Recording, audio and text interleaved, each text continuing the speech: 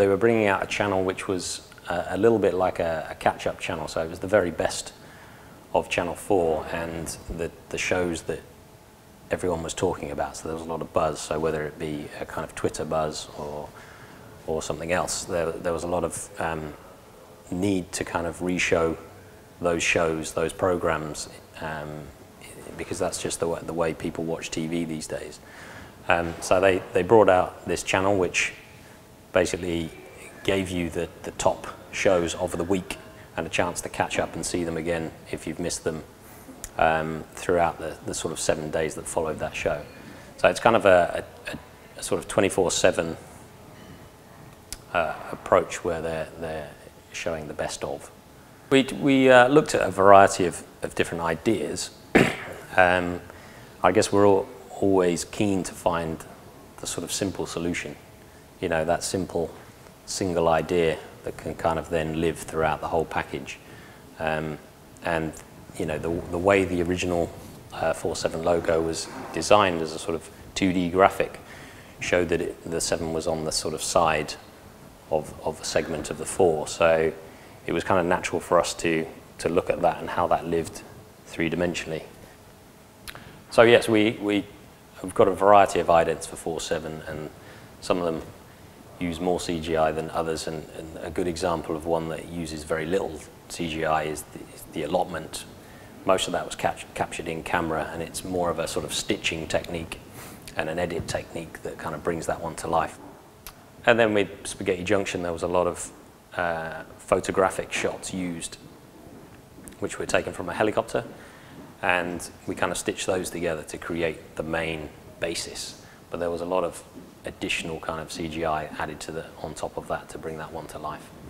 You know, we did some initial tests just in the studio on a tabletop with a kind of Pritt stick and a mug.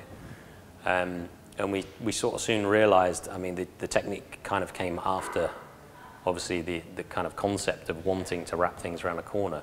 And we just kind of realized quite quickly that if we wanted to shoot both of those pieces, it was essentially the same move. It was a large arc move, but it was just a later section of the same arc that created the two pieces.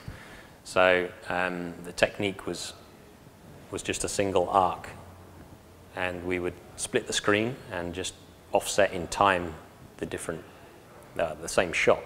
So as you offset it, the world just bends. So the more you offset it, the more it bends. So you just need the 90-degree move or a 90-degree segment taken out of the shot. And if that happens to be 10 seconds, then you take 10 seconds out of the edit. The supermarket ident, obviously one of the main idents, it was a really large set hangar with a sort of large set build and a massive track with the Titan arm motion control. And so it was quite an eerie set to be working on, and we had some atmospherics, you know, a bit of smoke. And I remember it being quite a cold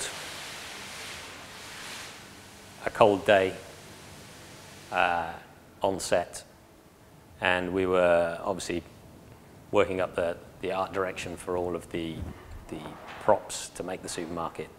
And whilst kind of directing the actors, or you know, the people that were in the supermarket, it just kind of dawned on us that it could be a nice idea to get a little bit more out of the shoot. And you know, having a client like Channel 4, they're kind of up for these spontaneous ideas. And so I just kind of thought, let's you know, because of the atmosphere and the feeling on the day, let's have them all dead, you know, and potentially we can get away with airing it as a Halloween ident. So we did a couple of extra shots. You know, guy who was normally walking along in one of the shots, pushing his trolley by the frozen aisle, you know, he was just on the floor with a bag of peas split open. There was some other guy kind of over the top of his trolley. There was the checkout woman with her face down, you know, with the conveyor belt still kind of spinning. So there was just, you know, it was just a sort of, it was the same scene, but everyone had passed out or was dead. Which was quite amusing on the day, and it was aired at midnight on Halloween. So it's great to be working with clients who've got, you know, the ambition to do something a little different, a little risky.